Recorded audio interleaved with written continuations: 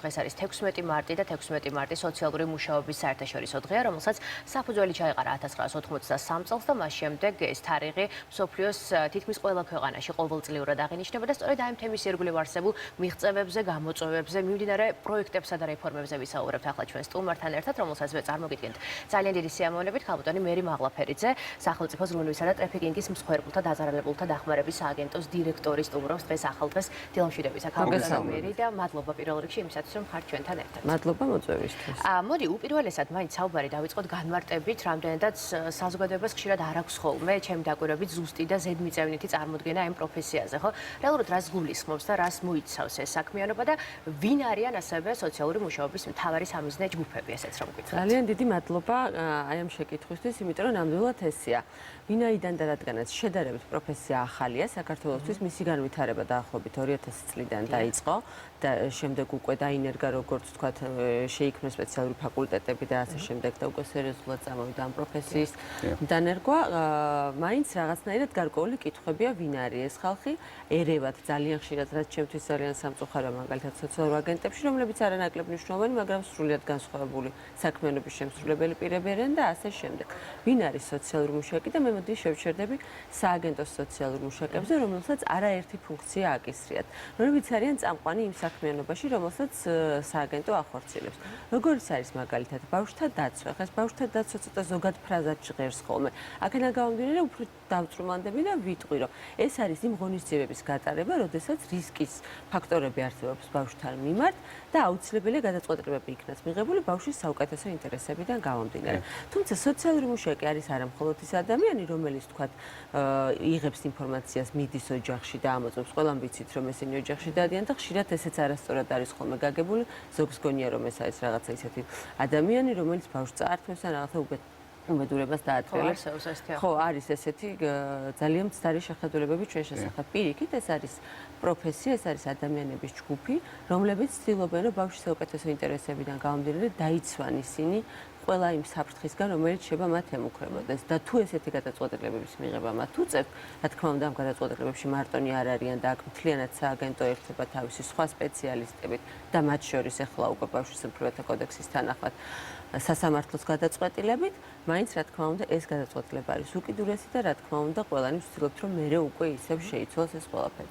გარდა ამ ყველაფრისა, სოციალური მუშაობა არის სერვისი. ჩვენ მაგალითად ყველამ კარგად ვიცით რა არის ფსიქოლოგი და რა შესაძლებლობები აქვს მას, ხო? ეს არის მომიჯნავე პროფესია, სრულიად განსხვავებული, იმიტომ რომ ეს არ არის მკურნალობაზე აგებული, თუმცა ეს არის სერვისი და სწორედ აი ამის განვითარებას ცდილობს სააგენტო პირველ რიგში, რომ სოციალური მუშაობა უკვე როგორც სერვისი კარგად დაინერგოს ქვეყანაში. რა ერთი დამატებით კითხვა რა მინდა გკითხოთ, სტატისტიკურად ყველაზე დიდ პრობლემებს კონკრეტულად რა პრობლემებს აწყდებით ხოლმე და როგორ ცდილობთ რომ ეს პრობლემების რაოდენობრივად დაიწიოს ზოგადად, ხო, საზოგადოებისთვის. გეტყვით, როგორ არის იცით, ახლა ჩვენი შემთხვევების სტატისტიკურად აი ესეთ ჭრილში გაანალიზება არ იქნებოდა სწორი, იმიტომ რომ მაგალითად გვყავს ძალიან ისეთი დიდი რაოდენობა ადამიანების, ვისაც უწევთ მონიტორინგს ხარდამჭერობაზე, თუმცა ეს არ არის ის ჩვენი ძირითადი საქმიანობა, მაგრამ რიცხვი მაღალია. თუმცა არის დაახლოებით, ანუ ძალადობის შემთხვევები და 1000 შეტყობინებამდე მერყეობს, ახლა ზუსტად რიცხვს ვერ მოვიყვან, რომელიც მე ნახევარით არ დასტურდება, ან შეიძლება დადასტურდეს. ბავშვის მიმართ წელიწადში. ბავშვის მიმართ ძალადობაზე მაქვს საუბარი, თუმცა ერთი არის შეტყობინება, მეორე არის დადასტურება. ჩვენი საქმიანობა, სოციალური მუშაობა იზომება არა რაოდენობებით, არამედ საქმის სიმძიმიდან გამომდინარე.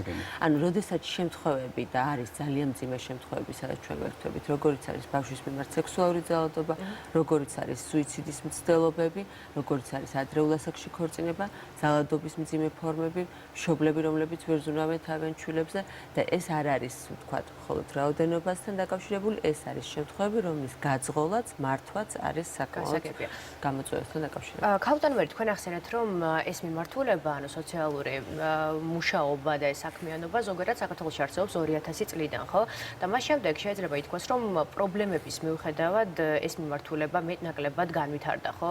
იმდენად რამდენადაც გაიზარდა იგივე სოციალურ მუშაკ მუშაკთა რიცხვი, მათ შორის დამსაქმებელი ორგანიზაციები და ასე შემდეგ. უფრო ზუსტად რომ გითხრათ, აი ამ დროისთვის რა ტიპის მიღწევებზე შეგვიძლია საუბარი და როგორ განვითარდა ზოგადად ეს მიმართულება წლებთან ერთად? კი, ნამდვილად განვითარდა. მე მახსოვს 2005-6 წელს, როდესაც ბავშვთა უფლებებზე ვმუშაობდი, მაშინ საქართველოში სულ რამდენიმე სოციალური მუშაკი იყო.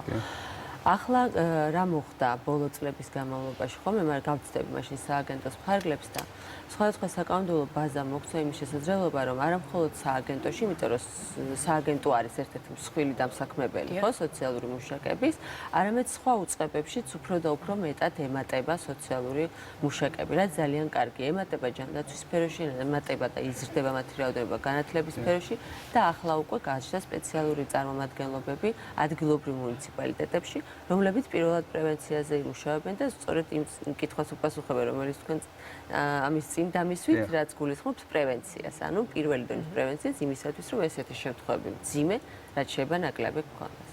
კი ბატონო, აი უშუალოდ თქვენს სააგენტოზეც რომ გითხრათ ორი სიტყვა, რამდენადაც ვიცით, რომ სხვადასხვა ორგანიზაციასთან თანამშრომლობით თქვენ ახორციელებთ რამდენიმე ძალიან მნიშვნელოვან პროექტს და რეფორმას, ხო, რომელიც ემსახურება სოციალური მუშაობის განვითარებას, მათი კვალიფიკაციის ამაღლებას და ასე შემდეგ. მოკლედ, დეტალებში ძალიან მოკლედ გაგვარკვიეთ. დეტალებში ძალიან მოკლედ გეტყვით, სააგენტო ერთი წლის წინ ფაქტიურად ხელახლა შეიქმნა ორი სხვადასხვა უწყების გაერთიანების გზით და ჩვენ შემოგვიერთდა ეს ბავშვზრუნვისა და სოციალური მუშაობის ნაწილი.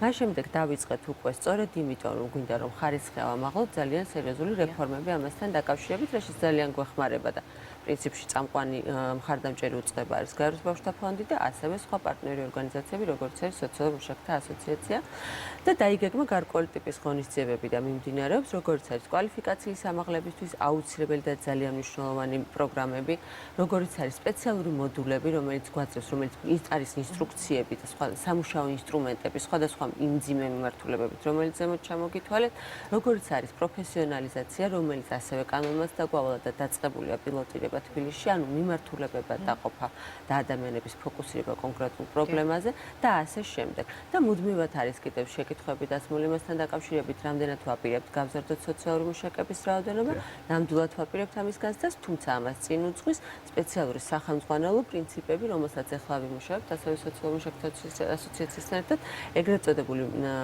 кейს მენეჯმენტის სახელმძღვანელო, სწორედ იმაზე დაფუძნებით მოხდება ეტაპობრივად სააგენტოში ადამიანების სამუშაო ძალის ზრდა, არა მხოლოდ სოციალური მუშაკების, არამედ სხვა პროფესიონალების. არ ვიცი დაგვრჩა თუ არა დრო, მაგრამ აი პრობლემებზეც მინდა რომ ორი სიტყვით თქვა, იმიტომ რომ დაახლოებით 1 წლის წინ სოციალური მუშაკები აქტიურად საუბრობდნენ იმაზე, რომ საჭიროა რაღაცა ღირსეული სამუშაო პირობებისა და გარემოს შექმნა, იგივე საუბარი იყო დაბალ ანაზღაურებაზე, ისინი მოითხოვდნენ სპეციალური სამუშაო ჯგუფის შექმნას, რომელიც ორიენტირებული იქნებოდა მათი პრობლემების მოგვარებაზე და სრულად აღმოფხვაზე საუკეთესო შემთხვევაში და ასე შემდეგ. აი გადაიდგა თუ არა რაიმე ქმედითი ნაბიჯებია მიმართულებით და არის თუ არა თქვენი შეფასებით სიტუაცია შედარებით გაუმჯობესებული? ჩემი შეფასებით სიტუაცია დღითი დღე უმჯობესდება, თუმცა ეს არის საკმაოდ რთული და კომპლექსური პროცესი. აქედან გამომდინარე, მე ვერ ვიტყვი, რომ ჩვენ სადღაც ბოლოსკენ ვართ, პირიქით ჩვენ ვართ დასაწყისში. რაღაცეები გამოსწორდა დაუყოვნებლივ, რაღაცეებს როგორც გითხარით, აი ეს საქმიანობები, რომელიც ჩამოთვალეს, სწორედ ამას ემსახურება. და პირველ რიგში ასე ემსახურება ეს ყველაფერი, რომ უკეთ შევძლოთ მომეხმაროთ და მომემსახუროთ ჩვენს ბენეფიციარებს, იმ ადამიანებს, რომლებიც მოგმართავენ. კი ბატონო, ძალიან დიდი მადლობა საინტერესო საუბრისთვის. მერი მაღლაფერიძე იყო ჩვენი გარაცემის სტუმარი, ხო, სანდრო და ჩვენ შეგვიძლია ახლა გავიდეთ ნელ-ნელა რეკლამაზე. და მოამბი შემდეგ დაგიბრუნდებით დროებით. სპორტული სიახლეებით და სხვა არა მხოლოდ სპორტული სიახლეებით.